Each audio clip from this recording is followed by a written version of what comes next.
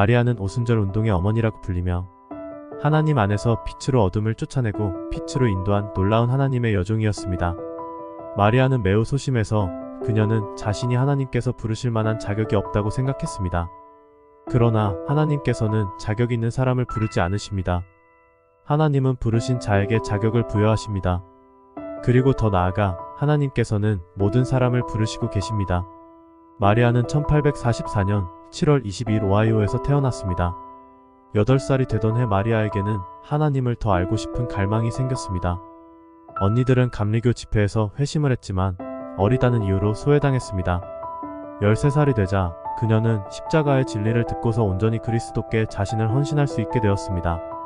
그리고 그 다음 날에 바로 세례를 받으면서 회심하게 되었습니다.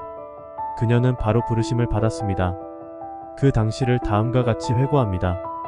회심하자마자 나를 부르시는 예수님의 음성을 들었다. 그분은 내게 길과 울타리 밖으로 나가서 잃어버린 양을 모으라고 말씀하셨습니다.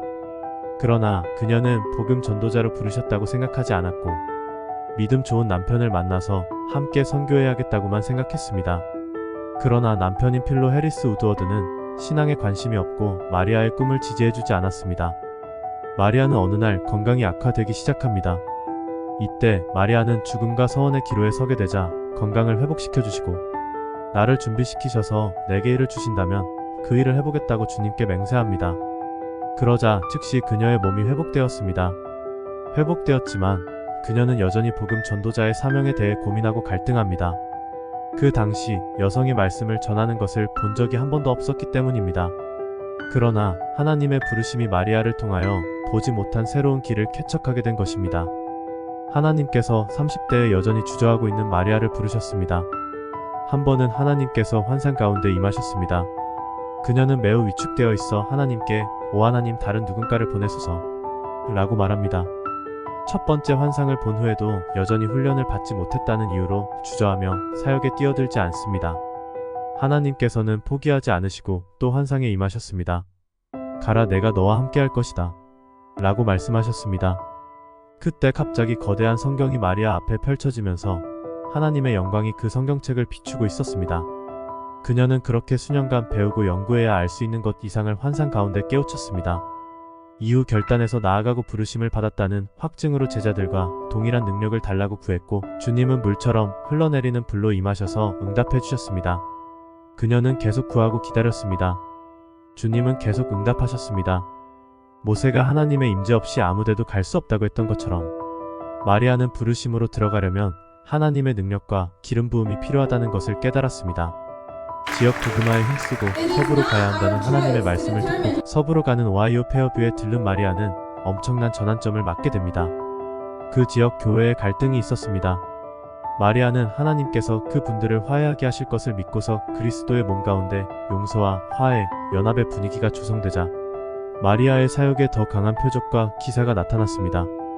이처럼 물리적인 사역의 지경을 확장하면 기름 부음도 증가하며 하나님의 권능을 더 크게 풀어놓을 수 있습니다. 그러므로 교회에서 발생하는 크고 작은 다툼, 갈등은 연단이며 더 크게 쓰실 하나님의 인도하심입니다. 그러므로 이것은 축복입니다.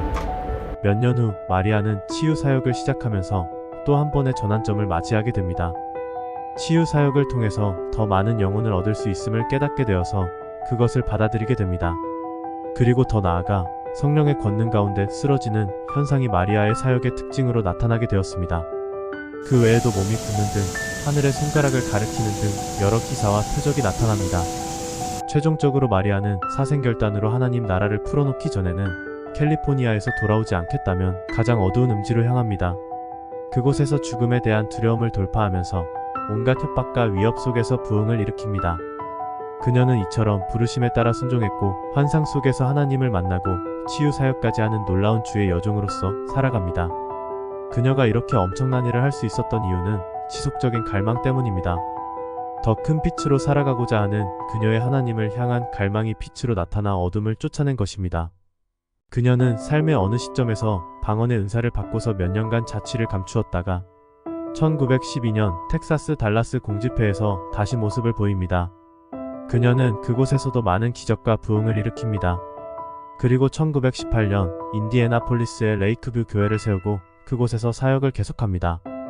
그리고 1924년 9월 16일에 80세의 나이로 생을 마감합니다. 마리아는 사역을 시작하고서부터 14년 동안 밤낮으로 영적 전쟁이 있었다고 합니다. 그녀가 그럼에도 불구하고 하나님의 사역을 할 수 있었던 이유는 복음을 거부하는 죄인들의 의지보다 복음을 전하려는 마리아의 의지가 더 강력해서 버틸 수 있었던 것입니다.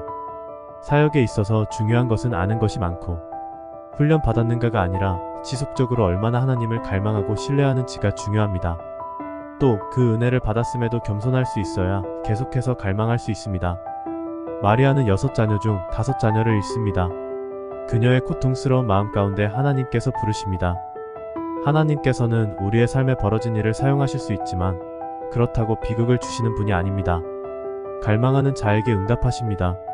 마리아는 마음이 상한 자였지만 주님을 섬기겠다고 결단하였습니다. 여러분은 지금 어떤 상황에 묶여 있습니까? 질병입니까? 재정입니까? 관계입니까? 주님은 나의 왕이시며 주님만을 갈망한다고 결단함으로 나아갑시다.